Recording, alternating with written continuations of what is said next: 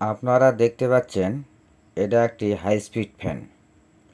মূলত যদি কোনো ফ্যান না ঘোরে তাহলে আমরা সবাই জানি ফ্যানটি নষ্ট।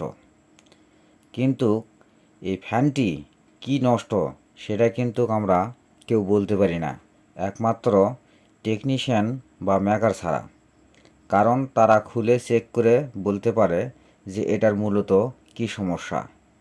আজকে আপনাদের এটা কি সমস্যা আর কিভাবে আমরা ফ্যানের সমস্যা সমাধান করি সেটাই আপনাদের বলবো। আপনারা শুনতে থাকুন আর আমি ফ্যান কিভাবে কাজ করতেছি সেটা দেখতে থাকুন।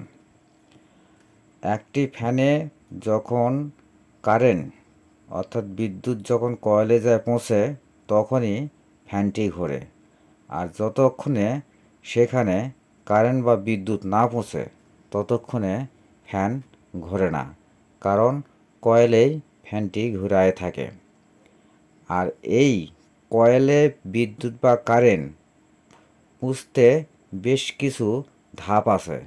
একটির পর একটি ধাপ পার হলে গা কয়েলে যায় বিদ্যুৎ বা কারেন্ট ঢোকে, তখনই ফ্যান ঘোরে। আমরা মূলত প্রথমে যখন ফ্যান না ঘোরে সেই ফ্যানের এসি কর্ড অর্থাৎ যে তার দিয়ে ফ্যানের ভিতর কারেন্ট ঢুকবে সেই কর্ডটি চেক করে থাকি। সেই কর্ড চেক করে যখন দেখা গেল যে কর্ডটি ভালো আছে, তখন কর্ডের পর যে রেগুলেটর থাকে সেই রেগুলেটর খুলে ওটা চেক করে দেখি।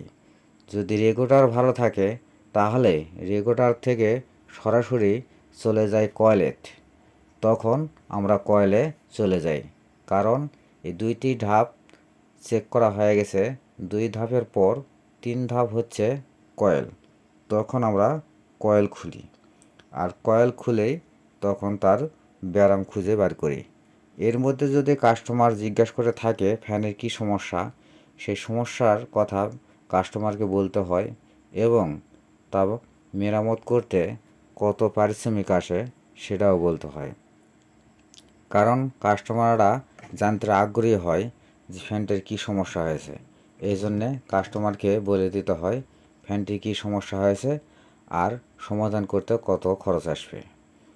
আমি একটির পর একটি স্টেপ পার করে কয়েল পর্যন্ত পৌঁছে গেলাম। কয়েলটি যখন খুললাম, কয়েলটি খুলে দেখি কয়েলের একটি তার কেটে গেছে। কাস্টমার জিজ্ঞেস করলো কী সমস্যা। আমি তখন বললাম যে কয়েলের সমস্যা। এই কয়েলের সমস্যা সমাধান করতে হবে। আর যদি কোনো কয়েলের তার কেটে না যায় তাহলে এটা কিভাবে বুঝবেন যে এই কয়েলের সমস্যা কোথায়? এই কারণে মিটারের প্রয়োজন আছে। মিটার দিয়ে চেক করলেই কয়েলের সমস্যা সমাধান হয়ে যাবে। এখানে কয়েলের 4টি তার থাকে, ভিতর দিয়ে থাকে 2টি তার আর বাহির দিক দিয়ে থাকে 2টি তার। এই 4টি তার একত্রিত করে 3টি লাইন বের করা হয়। 3টি লাইন বের করে 3টি লাইনের সঙ্গে 2টি লাইন চলে যায় ক্যাপাসিটারে, আর ক্যাপাসিটারের এক লাইন থেকে আর কয়েলের এক লাইন থেকে চলে যায় এসি অর্থাৎ কারেন্টে।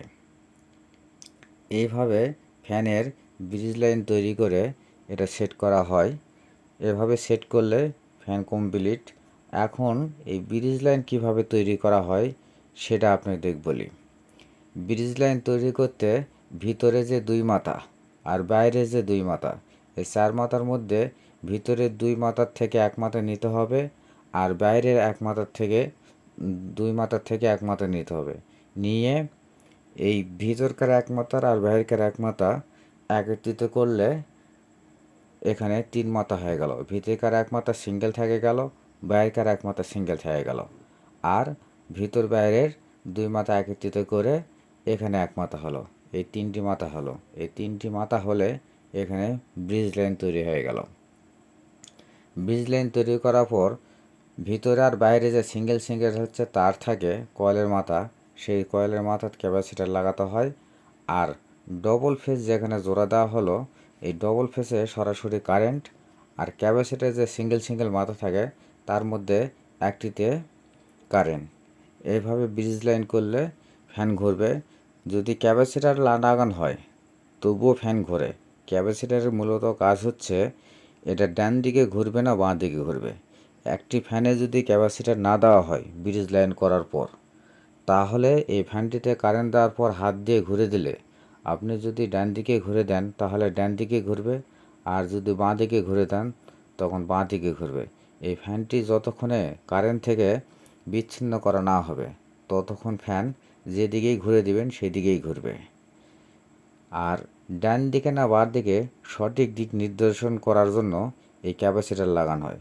ক্যাপাসিটর যদি না লাগানো হয় তাহলে এর কোনো দিক থাকে না। এটাই হচ্ছে মূলত ক্যাপাসিটরের কাজ।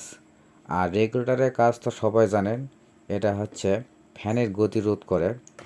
এখানে যেই গতিতে চালাবেন সেই গতিতে এই রেগুলেটরের কাজ করে।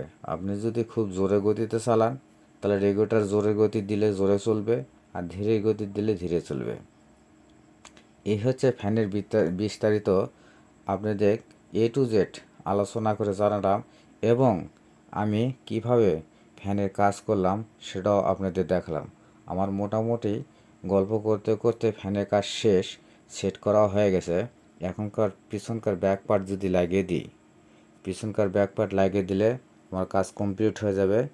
এখন আমি এখানে কারেন্ট দিয়ে দেখব যে ফ্যানটি ঘুরতেছে কিনা। আমি এখন কারেন্ট দিচ্ছি, কারেন্ট দেওয়া শেষ, ফ্যান ঘুরতেছে। ভালো থাকবেন বন্ধুরা।